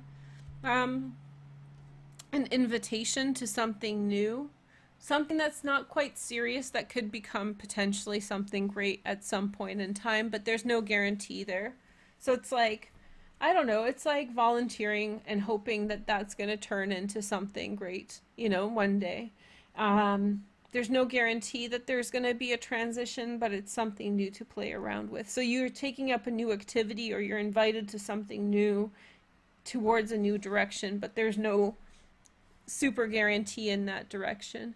Then we have the King of Pentacles. That's you guys.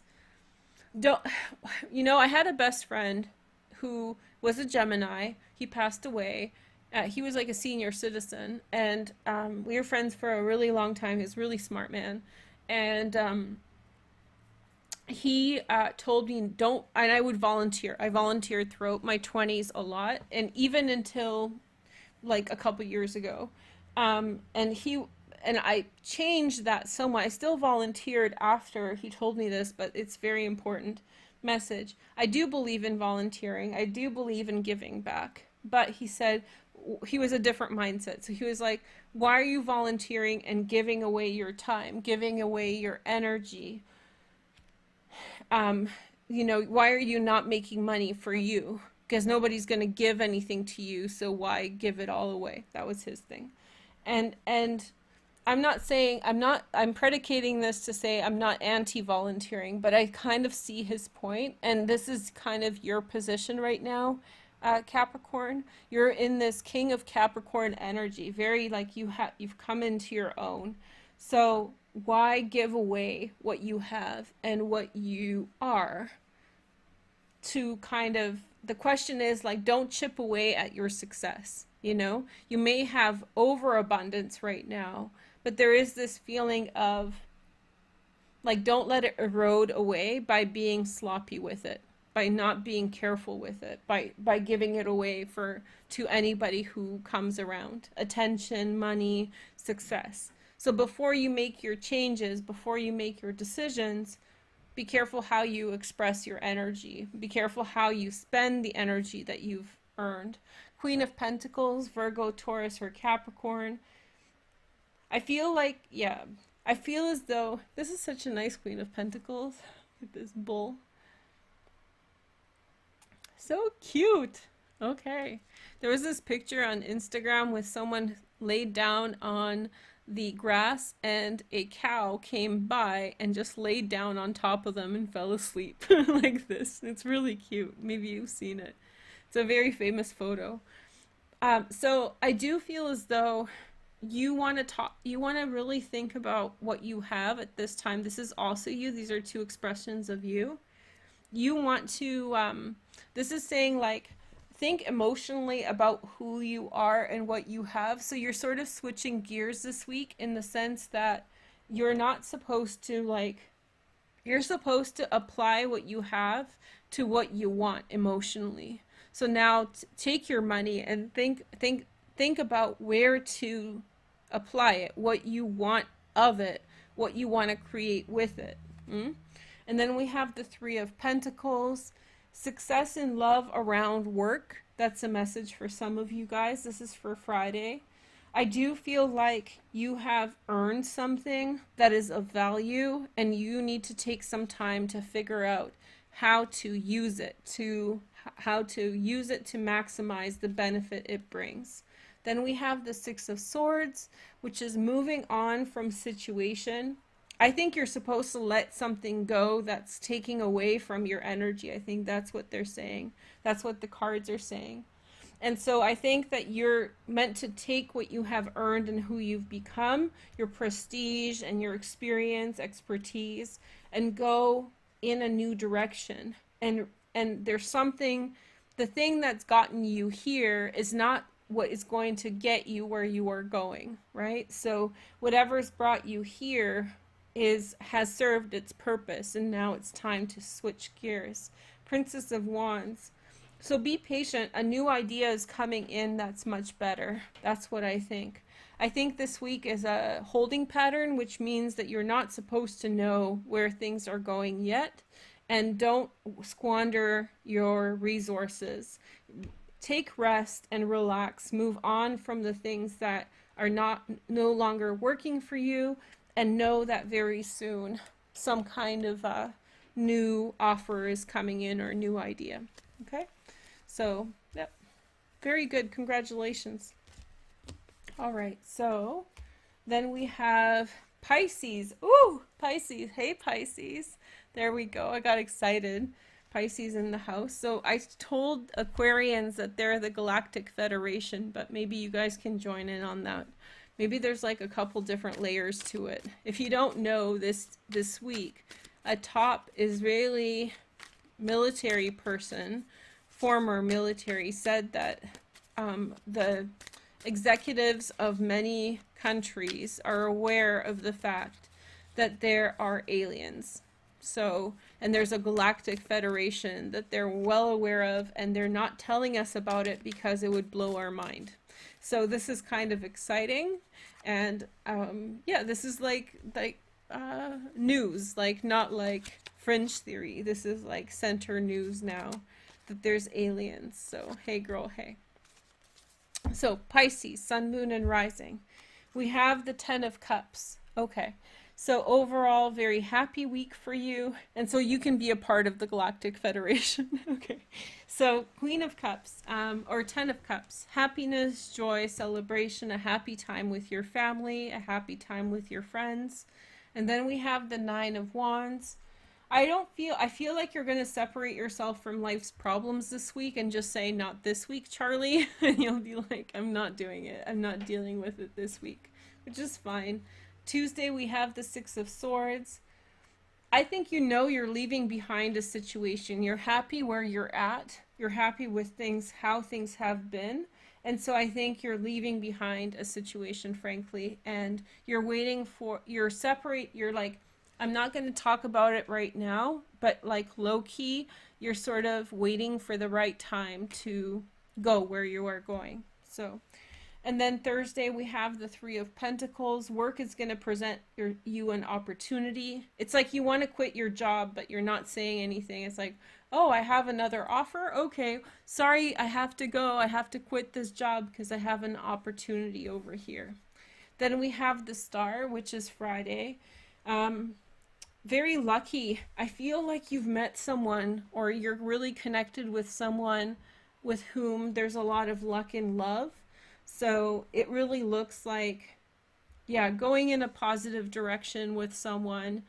There's a wrong way and a right way. And the wrong way that seemed like was such a huge part of your life doesn't seem like such a huge part of your life. It's almost like a inconvenient thing that you have to figure out, because I think you found exactly where you need to go and which direction to take. Ace of Cups, Saturday, new beginning. It's like you know wrong from right really well this week, Pisces. And then the Ten of Wands. So yeah, it's still going to be a lot of work. I think that you're basically saying goodbye to one reality and beginning a new reality. And you're avoiding facing the consequences. It's just not working, and you're like, instead of worrying about it and trying to make it work, I'm going to use my time towards the things I want this week, and I'll come back to this later when I feel more prepared to address this. And that's okay.